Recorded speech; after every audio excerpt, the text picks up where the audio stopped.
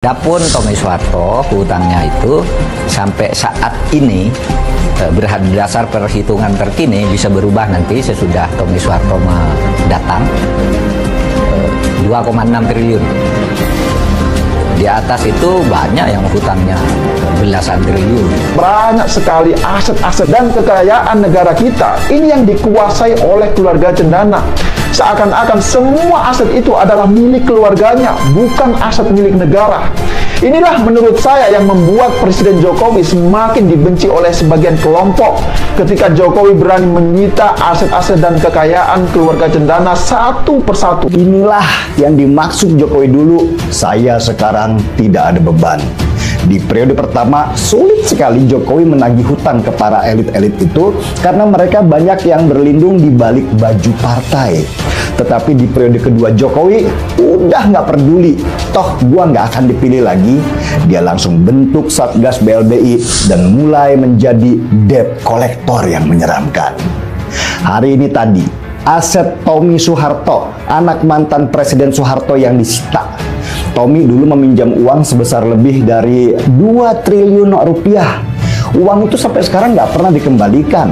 Malah Tommy menjadi semakin kaya dengan adanya bantuan dari pemerintah itu.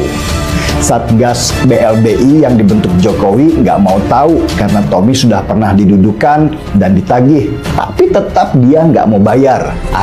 Indonesia sejak dulu kala tetap dipuja-puja bangsa. Semakin terang mengapa Jokowi terus-menerus diamuk oleh para penjaga warisan. Setiap yang ikut ribut-ribut soal Jiwasraya, sementara untuk kasus yang asli merugikan umat justru kelelep, mingkem. Mesti yang terciprat lumpur duluan adalah Cikeas, SBY, yang hartanya disita sebesar 1,2 triliun. Serta Prabowo yang tidak menyerang terus mencoba penetrasi peluang maksulkan Jokowi lewat ributnya, termasuk Hendro Priyono dan Ambre. Ya, berikut adalah ulasannya. Dilansir dari Kompas TV lewat keputusan MA, Kementerian Keuangan yang dipimpin oleh Sri Mulyani berhasil menyelamatkan uang negara senilai 1,2 triliun dari PT Timur Putra Nasional atau TPN milik Tommy Soeharto. Melalui itu Sekretariat Kabinet, uang negara ini berupa rekening yang diblokir di Bank Mandiri. MA memutuskan menolak upaya peninjauan kembali atau PK yang diajukan CPM, termasuk putusan PK perkara 118 di PN Jakarta Utara. Putusan Mayang juga dimodifikasi MA dengan nomor register 716BK-PDT-2017. Tersebut diputuskan pada tanggal 13 Desember 2017 dan sudah dikirimkan ke pengadilan.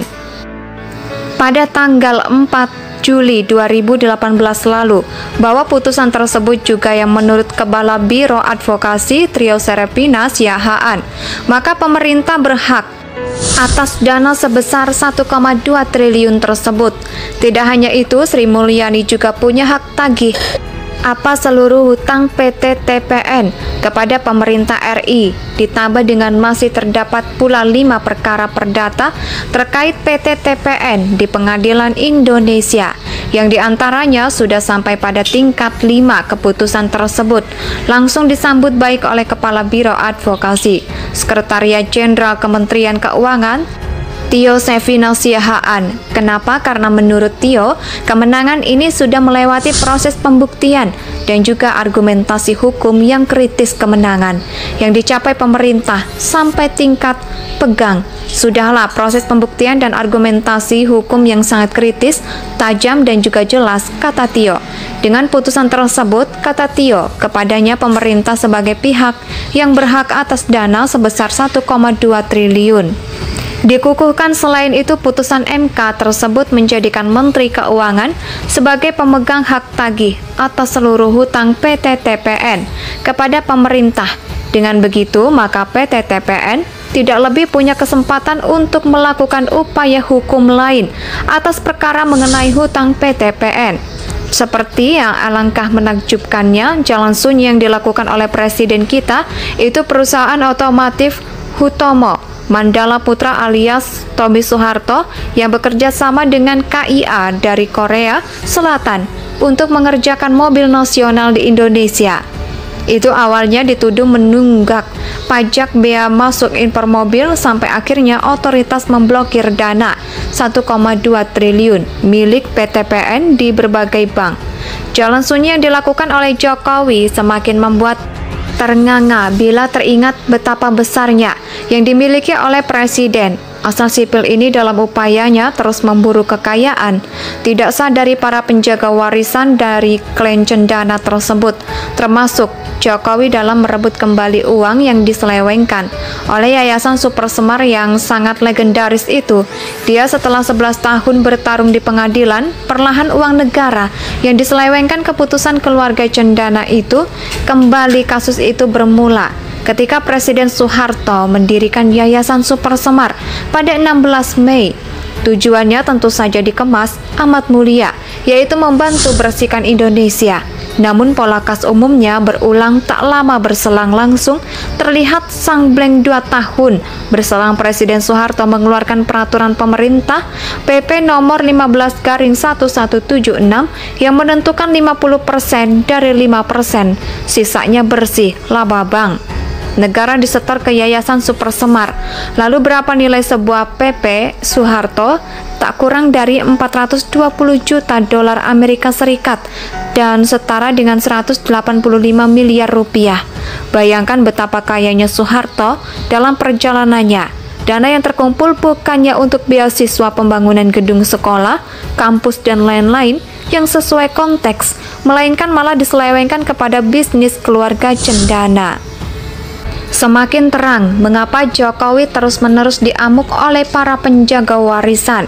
Setiap yang ikut ribut-ribut soal Jiwasraya, sementara untuk kasus yang asli merugikan umat justru kelelep, mingkem.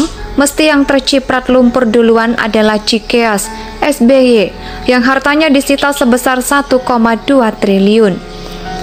Serta Prabowo yang tidak menyerang terus mencoba penetrasi peluang maksulkan Jokowi lewat ributnya, termasuk Hendro Priyono dan Ambre. Ya, berikut adalah ulasannya. Dilansir dari Kompas TV lewat keputusan MA, Kementerian Keuangan yang dipimpin oleh Sri Mulyani berhasil menyelamatkan uang negara senilai 1,2 triliun dari PT Timur Putra Nasional atau TPN milik Tommy Soeharto. Melalui itu Sekretariat Kabinet, uang negara ini berupa rekening yang diblokir di Bank Mandiri. MA memutuskan menolak upaya peninjauan kembali atau PK yang diajukan CPM, termasuk putusan PK perkara 118 di PN Jakarta Utara. Putusan Mayang juga dimodifikasi MA dengan nomor register 716BK-PDT-2017. Tersebut diputuskan pada tanggal 13 Desember 2017 dan sudah dikirimkan ke pengadilan pada tanggal 4 Juli 2018 lalu, bahwa putusan tersebut juga yang menurut Kepala Biro Advokasi Trio Serepinas Yahaan, maka pemerintah berhak atas dana sebesar 1,2 triliun tersebut. Tidak hanya itu, Sri Mulyani juga punya hak tagih apa seluruh hutang PT TPN kepada pemerintah RI, ditambah dengan masih terdapat pula 5 perkara perdata terkait PT TPN di Pengadilan Indonesia, yang diantaranya sudah sampai pada tingkat 5. Keputusan tersebut langsung disambut baik oleh Kepala Biro Advokasi Sekretariat Jenderal Kementerian Keuangan, Tio Sevino Siahaan. Kenapa? Karena menurut Tio, kemenangan ini sudah melewati proses pembuktian dan juga argumentasi hukum yang kritis kemenangan yang dicapai pemerintah sampai tingkat pegang. Sudahlah proses pembuktian dan argumentasi hukum yang sangat kritis, tajam dan juga jelas, kata Tio. Dengan putusan tersebut, kata Tio, kepadanya pemerintah sebagai pihak yang berhak atas dana sebesar 1,2 triliun. Dikukuhkan selain itu putusan MK tersebut menjadikan Menteri Keuangan sebagai pemegang hak tagih atas seluruh hutang PT TPN kepada pemerintah.